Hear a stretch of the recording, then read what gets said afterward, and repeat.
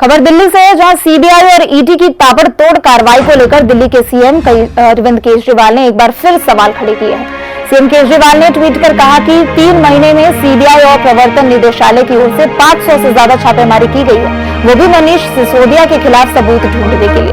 अपनी गंदी राजनीति के लिए इतने अधिकारियों का समय बर्बाद किया जा रहा है, ऐसे देश कैसे तरक्की करेगा।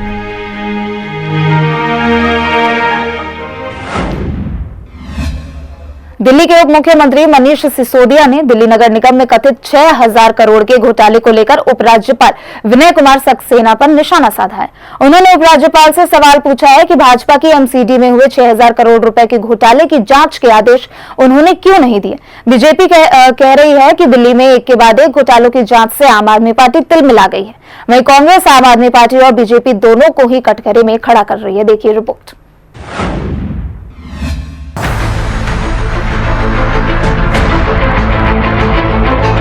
दिल्ली के उप मुख्यमंत्री मनीष सिसोदिया ने चिट्ठी में लिखा है कि 2 महीने पहले उन्होंने भाजपा की नगर निगम में 6000 करोड़ के घोटाले को लेकर सीबीआई जांच के लिए चिट्ठी लिखी, मगर एलजी ने इस पर कोई ध्यान नहीं दिया।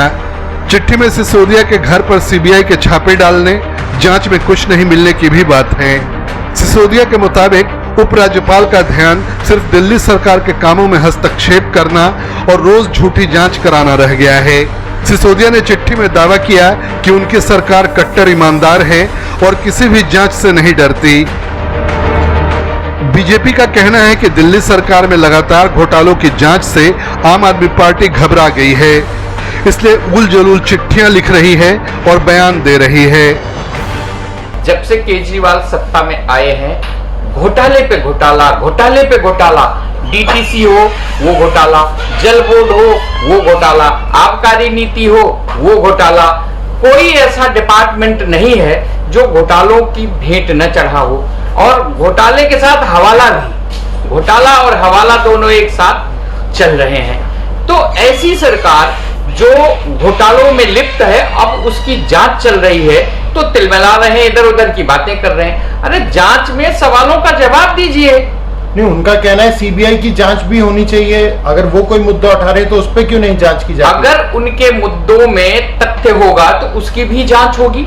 दूसरी चीज, एमसीडी को जब से केजरीवाल की सरकार आई है दूसरे दर्जे की नागरिक की तरह ट्रीट किया जाता है। हजारों करोड़ रुपए एमसीडी के दिल्ली सरकार रोक के रखी है। कांग्रेस ने आम आदमी पार्टी और बीजेपी दोनों को ही आड़े हाथों लिया कि इन 15 वर्षों में भारतीय जनता पार्टी ने म्यूनिसिपल कॉरपोरेशन ऑफ दिल्ली को most corrupt department of Delhi बना दिया है। इसमें कोई दो राय नहीं है कि इनके भ्रष्टाचार के चलते लगातार जो नगर निगम के पास सरप्लस बजट हुआ करता था कांग्रेस की सरकार के समय में, वो घाटे में लगातार चल रही है। यहाँ तक कि तनख्वाह देने के लिए इनको हमेशा लाले पड़े रहते थे। लेकिन जो ये तू डाल में पात का जो ये चल रहा है आम आदमी पार्टी और भारतीय जनता पार्टी, तो ये भी देखना पड़ेगा कि आखिर ये कौन सा गठजोड़ चल रहा है इनका, कि ये दोनों भ्रष्टाचार अपना करने में एक तरह से इनमें आपस में कंपटीशन चल रहा है। तो इन सब की भी निष्पक्षता से जांच होनी चाहिए और जनता के सामने सारा सच शीघ्र सामने आना चाहिए। जल्द ही एमसीडी में मतदान होने वाला है। ऐसे में आने वाले समय में एमसीडी को लेकर दिल्ली के राजनीतिक दलों के बीच और भी टकराव देखने को मिलेंगे। दिल्ली सरकार के उप मुख्यमंत्री मनीष सिसोदिया ने एक बार फिर दिल्ली के एलजी पर आरोप लगाए हैं कि वह दिल्ली सरकार के कामों में लगातार दखल दे रहे हैं, जबकि एमसीडी में शासित बीजेपी ने जो 6000 करोड़ का घोटाला किया था उसको लेकर सीबीआई जांच की मांग की गई थी, उस पर वह कोई भी एक्शन नहीं ले रहे हैं। वहीं बीजेपी का कहना है कि दिल्ली सरकार जब से दिल्ली में आई है तब से लगातार घोटाले कर रही है और उनको दबाने के लिए बीजेपी पर झूठे आरोप लगा रही है।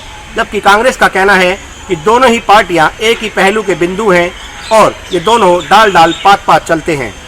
दोनों ही अपनी अपनी जगह पर घोटाला करने में लगे हुए हैं, जिससे ना ही एमसीडी के कर्मचारियों को समय पर तनख्वाह मिल पा रही है और दिल्ली की जनता को दिल्ली सरकार के घोटालों को झेलना पड़ रहा है। मैं अपनी सहयोगी कंचन अरोड़ा और तोशी मंडोला के साथ दीपक शर्मा, हिंदी खबर, दिल्ली। राष्ट्रीय स्वयंसेवक संघ के प्रमुख मोहन भागवत ने धर्म आधारित जनसंख्या असंतुलन की बात कही है। उन्होंने कहा कि भारत को एक व्यापक जनसंख्या नीति की आवश्यकता है। उन्होंने कहा कि धर्म आधारित जनसंख्या असंतुलन को नजरअंदाज नहीं किया जाना चाहिए। जनसंख्या में असंतुलन से भौगोलिक सीमा में बदलाव होता है। हिंदी खबर संवाददाता आंचल यादव ने कई आम मुसलमानों से बात की, ज्यादातर जनसंख्या नियंत्रण के खिलाफ नजर आए।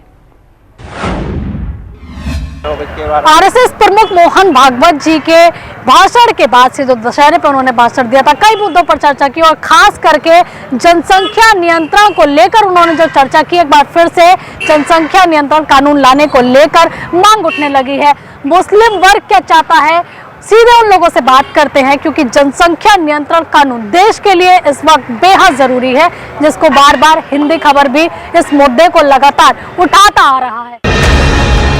आरएसएस प्रमुख मोहन भागवत ने कहा कि जनसंख्या के असंतुलन के कारण देश ने गंभीर परिणाम भुगते हैं। भारत के विभाजन और पाकिस्तान के बनने के लिए उन्होंने धर्मों के बीच जनसंख्या का असंतुलन बताया। उन्होंने जन्म दर के साथ जबरन धर्म परिवर्तन और सीमा पार से अवैध घुसपैठियों के भारत आकर बस जाने की बात भी कही। हमको भी विचार करना पड़ेगा, हमारा देश 50 वर्षों के बाद कितने लोगों को खिला सकता है। उस समय समाज में काम करने वालों की कितनी संख्या चाहिए, काम न कर सकने वाले उस समय कितने रहेंगे। आज के 57% युवा 50 साल के बाद काम करने की स्थिति में रहेंगे क्या? अपने देश का पर्यावरण कितने लोगों को खिला सकता है, कितने लोगों को झेल सकता है। इतने लोगों के शिक्षा की, स्वास्थ्य की क्या व्यवस्था हम कर सकेंगे?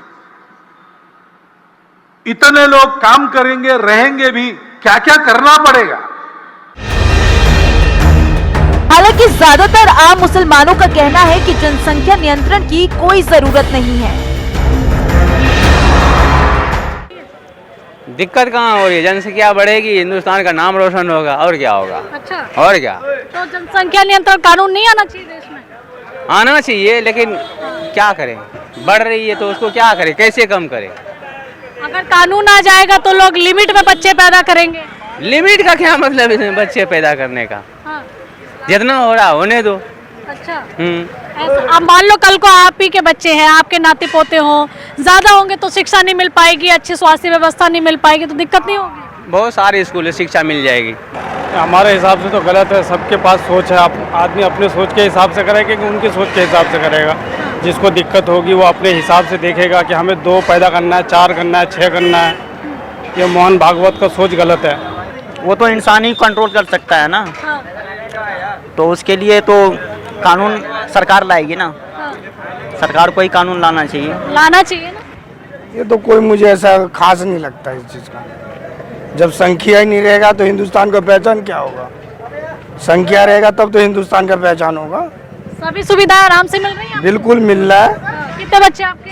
मेरे 3 है। 3 बच्चे। हाँ। आगे भी करने का विचार है? नहीं, आगे तो अल्लाह ने बंद कर दिया। नहीं। हाँ? नहीं। क्यों? कौन खिला रहा, कौन पढ़ा रहा है? स्कूल तो वैसे बंद करे जा रहे।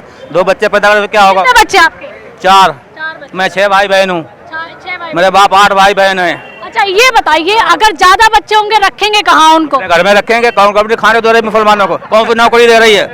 कोई दे रही है? दे रही है, बताओ कौन सी नौकरी कंपनी दे रही है? अब कम बच्चे होंगे तभी तो आप अच्छे से पढ़ा लिखा पाएंगे, उनका भविष्य अच्छे से सुधार। अकेली पढ़ी उसमें कितने पढ़े हैं? आप अकेली पढ़ी उसमें कितने पढ़े हुए हैं? सब रोटी खा रहे नहीं खा रहे हैं? जरूरी है भी समझदार के लिए, और जो अपने अपने बात अपने अपनी जगह। मगर वैसे देखा जाए तो जरूरी है, क्योंकि अगर कम जनसंख्या रहेगी तो फिर शिक्षा ज़्यादा से ज़्यादा बढ़िया क्वालिटी में मिल पाएगी। ज़्यादा संख्या रहेगी तो फिर वही शिक्षा उस सब में बटेगी, तो क्वालिटी कम हो जाएगी। हिंदू धर्म गुरुओं ने जनसंख्या नियंत्रण कानून को जरूरी बताया है। उनको ज्ञान नहीं है कि जब हमारी जनसंख्या कम होती है तो हमारा संपन्नता बढ़ता है, और जब वो खिलाते क्या है, अगर समाज जनसंख्या का विस्फोट जब होता है, जनसंख्या जब ज़्यादा बढ़ता है तो देश पे उतनी ही लोड पड़ता है। लेकिन महाराज जी, खिलाने की बात जैसे इन्होंने कही है, ये बताइए जो लाइन लगती है राशन की बड़ी बड़ी, उसमें कौन खड़ा होता है? सबसे ज़्यादा राशन सरकारी राशन पे देखिए वही लेते हैं। सरकार की जितनी भी योजनाएं हैं अधिकतर मुस्लिमों को जाता है, तो मुस्लिम सबको जाना चाहिए। मेरा तो मानना ये है, हर व्यक्ति को जरूरतमंद को मिलना चाहिए, लेकिन यह एक जिम्मेदार पूर्ण दिया गया और चिंता है जो मोहन भागवत जी का है। भारत में जिस तरह से लोगों के पास बुनियादी चीजों की कमी है, सभी को उसका हक देने के लिए जनसंख्या नियंत्रण जरूरी है, मगर जरूरत है उससे पहले लोगों को जागरूक करने की।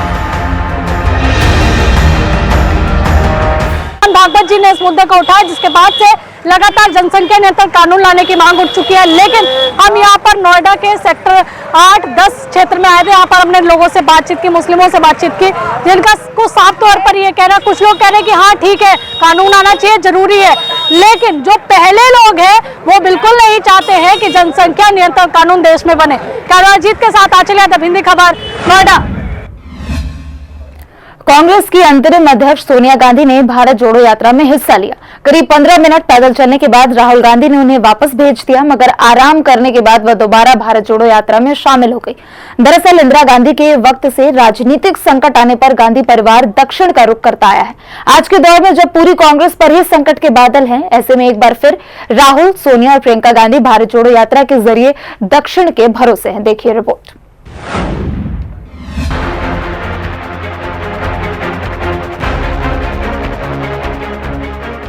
कांग्रेस की अंतरिम अध्यक्ष सोनिया गांधी कर्नाटक के मंड्या में भारत जोड़ो यात्रा में शामिल हुईं। राहुल गांधी ने उनके कंधे पर हाथ रखकर उनका स्वागत किया। यात्रा में मौजूद महिलाओं ने सोनिया गांधी का हाथ थाम लिया। करीब 15 मिनट तक यात्रा के साथ पैदल चलने के बाद राहुल गांधी ने सोनिया गांधी को वापस कार में भेज दिया, मगर कुछ देर आराम करने के बाद सोनिया गांधी फिर से यात्रा में शामिल हो गईं। सोनिया गांधी को करीब महीने भर पहले 2 बार कोरोना हो चुका है, जिस कारण वो थोड़ी कमजोर महसूस कर रही हैं। गांधी परिवार जब भी मुश्किल में पड़ा है, दक्षिण के राज्यों ने उन्हें उबारा है। 1980 में इमरजेंसी के बाद इंदिरा गांधी भी कर्नाटक के चिकमंगलुरु से चुनाव लड़ी। इंदिरा गांधी ने आंध्र प्रदेश के मेढक और यूपी के रायबरेली से नामांकन भरा, मगर बाद में रायबरेली की सीट छोड़ दी। 1999 में लोकसभा में जब सोनिया गांधी को यूपी की अमेठी सीट से हारने का डर था, तब वो कर्नाटक के बेल्लारी सीट से भी चुनाव लड़ी। बीजेपी ने उनके खिलाफ सुषमा स्वराज को उतारा, मगर वो 56,000 वोट से हार गईं। राहुल गांधी 2019 के लोकसभा चुनाव में अमेठी के साथ केरल के वायनाड से भी चुनाव लड़े। अपने पुराने पारिवारिक सीट अमेठी से वो केंद्रीय मंत्री स्मृति ईरानी से चुनाव हार गए, मगर वायनाड में उन्हें जीत हासिल हुई। ब्यूरो रिपोर्ट, हिंदी खबर।